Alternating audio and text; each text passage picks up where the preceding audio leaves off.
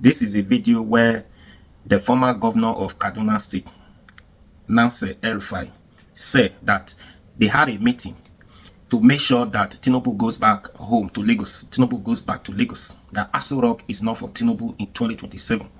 This is where the Rufai, they were one event where it took a bold step to signal the bold step to say that they had a meeting, a critical meeting at that, to make sure they form a serious coalitions to make sure Tinubu goes back home. Now, take your time, listen to Rufai, what he said on this video. We are watching. Oh yeah, now let's watch. Please don't forget to like, share, comment, and subscribe to this YouTube channel. Be your guide. Run for me now. Subscribe. In Alakama and Bello and another 1998 Supreme Court reports, the Supreme Court of Nigeria emphasized the importance of adapting legal principles to societal changes, holding that, and I quote, "The law must be dynamic and responsive to the needs of the society itself." As you know, the Supreme Court is not just the final court of our land, but public policy court. This pronouncement by the Wales-led Supreme Court, even if made or bitter, is a policy directive to all Nigerian lawyers in the bar and on the bench to champion the interpretation, evolution, and amendment of our laws to enable our society to make social and economic progress. As legal practitioners, you must have surely recognized this. The theme of this keynote therefore calls for much thoughtful consideration, not only as professionals within the legal tradition, but as citizens of a nation in transition, even as it is challenged literally from all corners. I'll not talk about our nation being at another crossroads. My lords, distinguished ladies and gentlemen, every nation faces several crossroads, but there is always one amongst them that Nobel laureates Daron Acemoglu and Jan Sobieson, the authors of Why Nations Fail, referred to as a critical juncture due to its historical, social, and economic significance. It is my humble opinion that the last critical juncture our nation experienced, and in my view squandered, was in 2007, when Nigeria was largely free of any foreign debt, had more than $40 billion as net, not gross foreign reserves, and nearly $30 billion in the excess crude account. Our nation was ready to take off, to attain its manifest destiny of being the leading African nation and the pride of the black race. Tragically, President Obasanjo's hand-picked successors were unable to manage what was bequeathed to them, and it has mostly been downhill since then. We're now indebted. Our excess crude account is down to a few $100,000. Our foreign reserves down to net of about $20 billion. It's tough. We're not in a good place. I believe that Nigeria is once again at another critical inflection point in its history. As we struggle, beset by economic turbulence, social upheaval, and institutionalized distrust, particularly between the government and the governed, the challenge before us is to consider the enduring role of the legal profession in building a society governed by law, reason, and reform-minded leadership.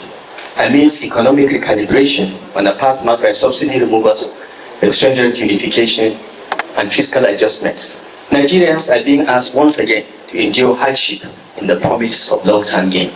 But as any seasoned reformer knows, the impetus for economic reform and transformation is rooted in politics. And as we all know, politics without trust can be perceived as mere chicanery. Therefore, for reform to succeed, there must be trust between the reformer and the people. In parallel, our judiciary, meant to be the bedrock of fairness and order, is under intense scrutiny. Concerns about delayed justice, procedural inefficiencies, and in some cases, judicial compromise, to put the matter delicately, erode public confidence. The rise in forum shopping, the weaponization of ex parte orders in political matters, and the growing perception that justice is for sale and available only to the rich and powerful would cause the perceptive observer to conclude that what Nigerian courts do is the administration of law and not the administration of justice. In Nigeria, there is a seemingly unbridgeable gulf between law and justice. Not only is justice wanting, but the law that is administered seems to be according to the wishes of the executive. The demand on you as practitioners in the temple of justice is a sober introspection as you contemplate whether indeed Justitia is blind and whether she holds the scales of justice in fine balance. In Okocha against the state, 1995 Nigeria Weekly Law Reports Part 372 on page 382, the Court of Appeal highlighted the necessity for the judiciary to maintain public trust, and I quote, "The judiciary must not only be independent, but must be seen to be independent to inspire confidence in the administration of justice," end quote. Across the oceans in India, the Bangalore Principles of Judicial Conduct emphasize that a judiciary of undisputed integrity is the bedrock institution essential for ensuring compliance with democracy and the rule of law. In moments such as this, therefore, lawyers, more than any other group, must stand as custodians of conscience and agents of accountable change. The Uwais-led Supreme Court between 2006 and 2007 discharged this responsibility by reversing the impeachment of Governors Joshua Darie and Peter Obi and severely restricting the powers of the President when a state of emergency is lawfully declared in any state of the Federation. All eyes are now on the Ketere Open Court on the action of the current President to remove elected executives and legislators due to the declaration of a state of emergency. Many informed Nigerians are also curious to know whether 2/3 of all the members of the National Assembly, as required by the Constitution, can be decided without a division and physical count, but through voiced votes, as the Akpabio and Abbas-led chambers did with such arrogant disregard for common sense. When people think of economic reform, ladies and gentlemen, they often think of economists and technocrats, but lawyers are indispensable in making reform legally durable and socially legitimate. Let me give 3 examples. As Minister of the Federal Capital Territory in 2003 to 2007, I discovered that the FCT was not being administered as required under its enabling legislation. The FCT is not a federated unit. It is not a state either. Rather, it is a territory established by the Constitution under the Federal Capital Territory Act, which is quite explicit and crystal clear about how it is to be lawfully administered. The FCT's administrative and development needs are placed by that act in the hands of the Federal Capital Development Authority. But before my tenure, over the years, the bureaucrats of the federal government have set up a ministry of the Federal Capital Territory to mirror the functions of the FCDA, supervise it as a parastatal, and often override it. It took a comprehensive review of the FCT Act undertaken by lawyers and an executive order comprehensively drafted by lawyers like Ewe and Jimilawa and signed by President Olusegun Obasanjo to sweep away the ministry overnight, create the Federal Capital Territory Administration, FCTA, and restore the FCDA to its rightful position. The executive order also created 5 slim, functional secretariats headed by secretaries appointed by the President as equivalent of state commissioners. It was only after receiving a proper legal warrant from Mr. President under the FCT Act that my team and I were able to undertake the decent work we were able to do in the FCT back then. However, the powerful role that the law can play in shaping political administrative reforms is exemplified in the way in which the FCT Act was deployed to create an appropriate structure to soundly manage the FCT and its agencies. We must insist on fidelity to the Act and the subsisting executive order of 2004 to ensure that it is not turned into an inefficient and sprawling bureaucracy. Before my stint as Minister of the FCT, I've had the privilege of being the Director General of the Bureau of Public Enterprises. The BPE back then was the engine room of some of the major economic reforms implemented by the administration of President Olusegun Obasanjo. The 3 are worthy of mention: the reform of the telecommunications, pensions, and electricity sectors of the economy. 2 of these, that is telecoms and pensions, were duly implemented between 1999 and 2003 while I was there with outstanding success. The jury is still out on the 3rd in the electricity supply industry, but I can say that none of them would have been attempted without the instrumentality of a raft of carefully considered new policies and laws prepared by a multidisciplinary teams of social scientists, finance experts, and of course, lawyers. Implementation too would have been impossible without them. I recall with satisfaction the roles played by Abdulkarim Adeshokan, a thoughtful economist and administrator who initially led the power sector team, a lawyer we brought in from the private sector, and the then Honorable Idris Umar, who later became a senator and minister, who was the chair of the House of Representatives Committee on Electric Power. These brilliant public servants worked very closely with Cameron McKenna, a law firm in the US, Anderson, and several Nigerian law firms to draft what became the Electric Power Sector Reform Act. Staying a little longer on electricity, the one sector in which we as a country are still very much challenged, we may observe that the latest reforms in the sector under the Electricity Act 2023 were preceded by the amendment of the paragraph 14B part 2 second schedule to the 1999 Constitution via the astute removal of a single word, from that paragraph, which gave it the more expansive and federalist-oriented interpretation it now has. Once it was clear that the Constitution would be amended, the decided gentlemen of the bar, the fifth alteration to the 1999 Constitution and the Electricity Act read together present a case study of how a comprehensive understanding of constitutional law and adroit skills of legal drafting and statutory interpretation are vital when undertaking any kind of political and economic reforms, since there can be no reform without the often complex legislative drafting. These achievements would not have been attained with the incisive application of political will, political will and commitment to the Constitution. Believe it or not, the 2019 to 2023 class of governors, which I'm proud to say I was one of them, worked very hard on this. 36 state governors coordinated to give approval to the Constitution amendment, and some of the governors lobbied very hard to pass the Electricity Act 2023 in April 2023, giving enough time for President TINUBU to sign it before the expiration of the next assembly. But all this speaks a powerful truth. The lasting and effective reforms of any kind are utterly impossible without the application of firm, incisive, sustained, and above all, selfless political will and leadership. This is what has been lacking with many of our failed or poorly performing reforms in Nigeria. Nevertheless, we need more reforms in Nigeria. Lawyers must also use their advocacy skills to push for reforms in public procurement, land titling, and tax administration. Nigeria's complex legal architecture can be a tool for investment or a trap for frustration. It depends on how it is navigated and who is guiding the ship. Our courts too must evolve. Commercial judges must be trained to understand emerging trends, areas like fintech, blockchain, climate change, energy transition, and digital trade. Alternative dispute resolution must be given teeth, not just as an afterthought, but as a credible avenue for obtaining a fair and timely resolution of disputes. Resolving the backlog of cases in the dockets of our judges requires that the bench and bar should design a framework for clearing them and enabling our legal system to offer an assurance of adjudication within a shorter time frame. They say justice delayed is justice denied. Law reform commissions must be revitalized and populated across the country with practical minds, not just merely theorists. As agents of economic reform, lawyers must think systemically and act institutionally.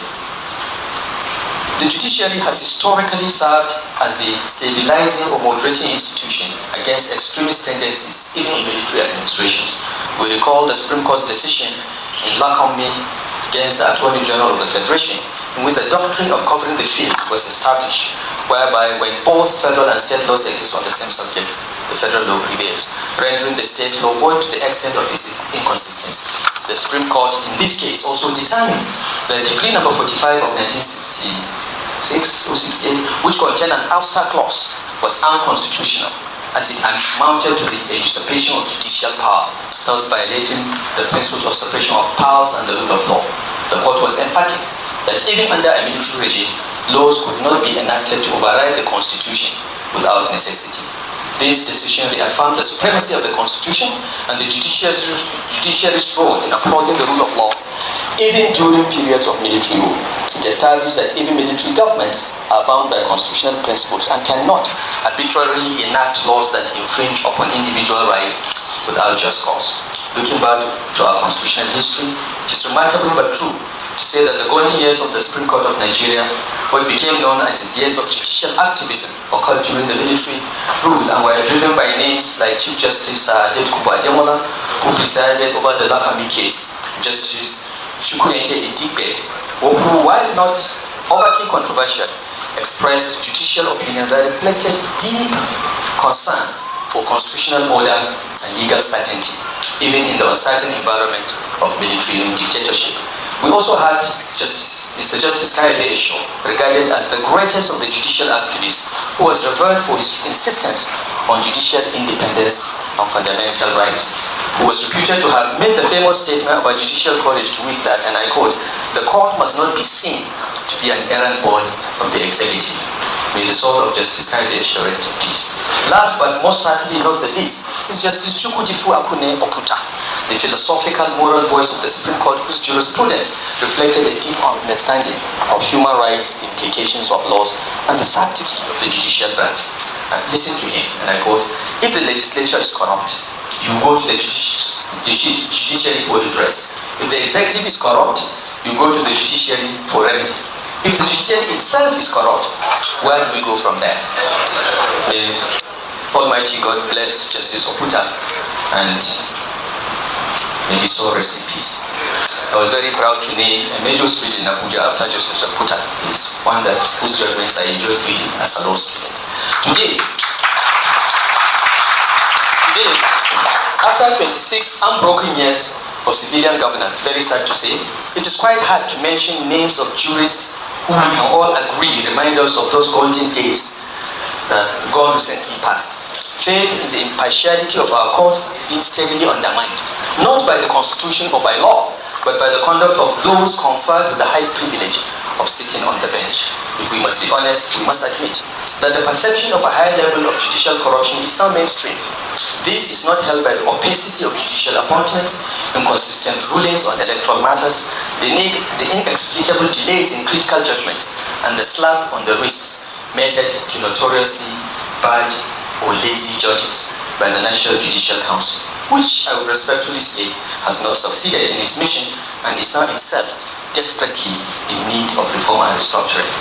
As governor, I mobilized my colleagues to amend the Constitution to create state judicial councils so that we take the NJC out of appointing high court judges in the state and restrict them to federal judges and appellate judges.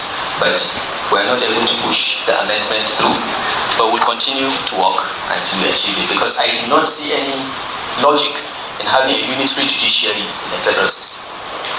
But that we can debate some other day. I'm no longer governor, but we'll see how this goes. Once upon a time, ordinary citizens tiptoed past the homes of judges. We were so scared of judges. I remember when we were sent to Justice Bello's home to deliver a message, we make sure that he's not at home before we go, because everyone was so scared of the kind, nice, and decent Justice Muhammad Bello. May so rest in peace as well. But not any longer. Now judges are abused and maligned with almost reckless abandon and with no consequences. They are physically and mentally assaulted, sometimes roundly disrespected by the ordinary citizen. How indeed are the mighty fallen. But we must also resist simplistic narratives. Practically all judicial officers work under immense pressure while being poorly resourced and poorly protected. The problem is not merely one of bad actors, it is also one of weak institutions, and dare I say it here, a lack of courageous leadership within the bar. If the judiciary is to regain its moral authority, lawyers must lead the way there. We must speak out, not only when the bench errs, but also when the bar fails. After all, every member of the bench was once a member of the bar. So it was gratifying to hear the president of the NBA speak to some of these issues. We must support judicial independence while demanding judicial accountability. We must advocate for reforms, the National Judicial Council, to the funding mechanisms of the judiciary. We must insist and ensure that the criteria for appointment to the bench and elevation to the appellate courts must be raised and made devoid of even the slightest hint of opacity. There must be total transparency. Also, the discipline of erring judicial officers must be not only transparent, but be very firmly and strictly enforced. Recent comments on this issue by His Excellency Vice President Yemi Osinbajo, SAN, bear witness to the gravity of the situation. Clearly, the time has come for lawyers to stop being mere litigators of symptoms and to become the architects of institutional health. I will now talk about the role of young lawyers and the regional bars. Let me especially address young lawyers and local branches such as yours here in Buhari. Too often, the conversation about reform is centralized and is all too often dominated by the laggard silks, but change often bubbles from below. In Nigerian Bar Association against the Attorney General of the Federation 2015 Nigerian Weekly Law Reports, Part 1481 on page 1, the Supreme Court recognized the importance of the Nigerian Bar Association in promoting the rule of law and legal development across the country, stating that, and I quote, the NBA plays a crucial role in ensuring that legal services are accessible and that the rule of law is upheld throughout the Federation. Similarly, in a sister common law jurisdiction, South Africa, the South African Constitutional Court acknowledged the role of legal practitioners in advancing constitutional values, emphasizing that, and I quote, the legal profession has a duty to promote the values of the Constitution and ensure access to justice for all, end of quote. It is at the grassroots, at the area courts, the magistrate courts, and customary courts that most Nigerians first come face to face with law and justice. And it is in branches like yours that legal ethics, community service, and public interest litigation can find expression beyond the elitism that sometimes make the law appear to be beyond the reach of the citizen. I would suggest that we must build a culture where lawyers are not only seen advocating in courts or pontificating on television. They must also be seen in classrooms, community halls, policy dialogues, and before regulators, educating citizens, scrutinizing local budgets, monitoring elections, defending the voiceless, and advocating for helpless consumers. The latter area, consumer protection, is especially one in which long public-spirited lawyers can work actively. Consumer protection is neither in the exclusive nor the concurrent legislative list. Elementary constitutional law therefore tells us that for this reason it is on the notional residual legislative list, and therefore a matter exclusively for the state houses of assembly to legislate upon. Even though that is established by the federal government, and I'm guilty of that because I initiated its creation, the Federal Competition and Consumer Protection Commission. It is, of course, physically impossible for anybody sitting in Abuja with a few zonal offices to successfully undertake the consumer protection and education functions that our citizenry desperately need to shield them from the effects of poor customer service and the countless fake and substandard goods that litter our land. In other words, the true test of our commitment to the cause of justice lies not merely in the prestige that the profession of law bestows on us. Rather, it is in the proximity we maintain to justice and the margins. A keynote address such an august gathering as this would be incomplete without taking a view of the intersection of law, technology, and civil liberties. And I'm happy one of the panelists is going to look deeper into that.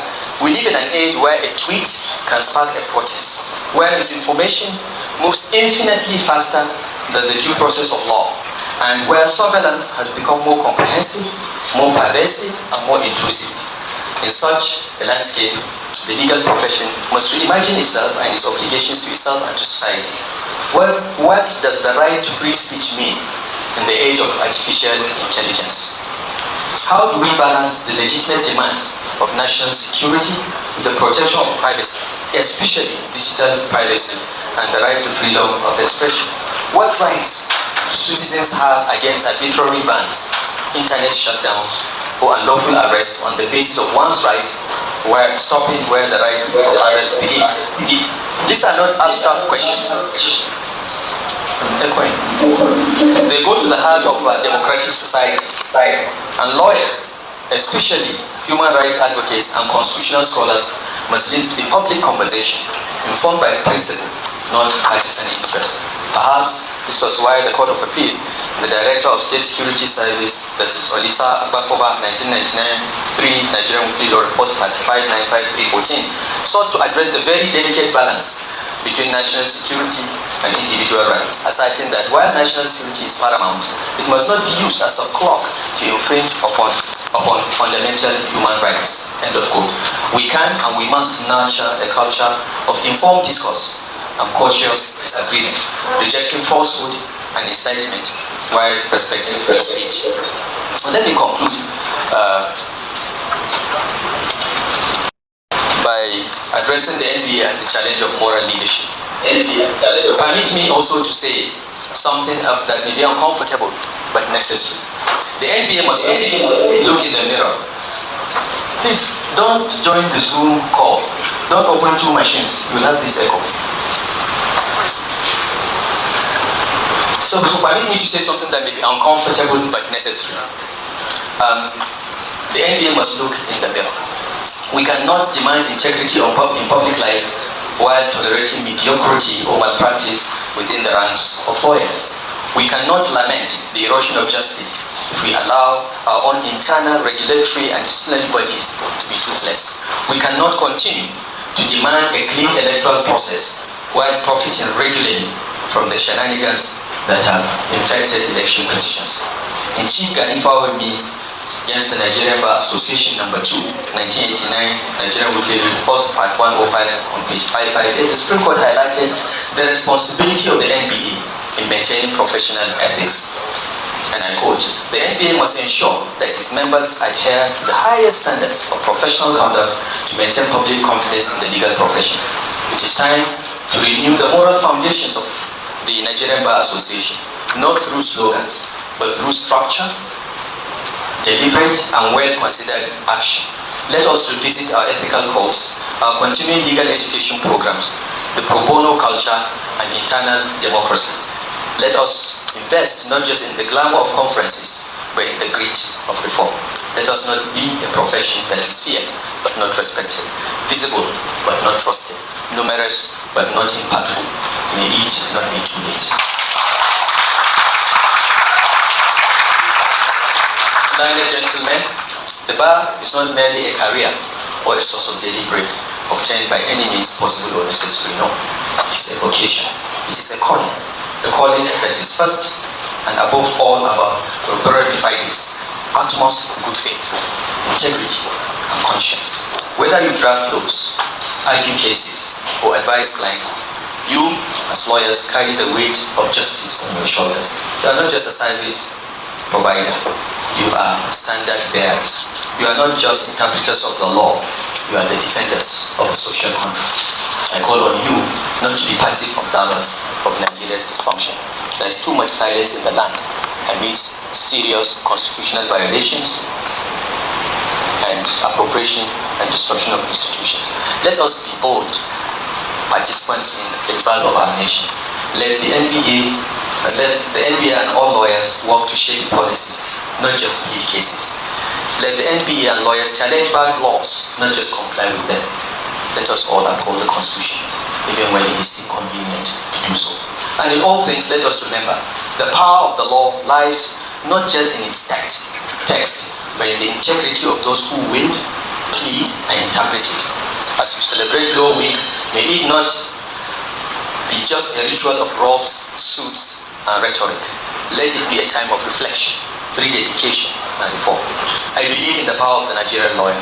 For the past 40 plus years, particularly in the last 27, I have worked very closely with many of you, privately and at the very highest levels of Nigerian federal and state governments, in the courts, in think tanks, and in the trenches of reform. I have seen brilliance, courage, and vision, so much so that I decided to go back to school to study for and obtain a law degree. But I also know that our country needs more. It needs not just brilliant minds, but brave hearts. It needs not just professionals, but patriots. May you, the lawyers of Buhari and beyond, rise to that challenge. May the rule of law prevail. Fiat justitia, nil treme pacet, or to use the language of our streets,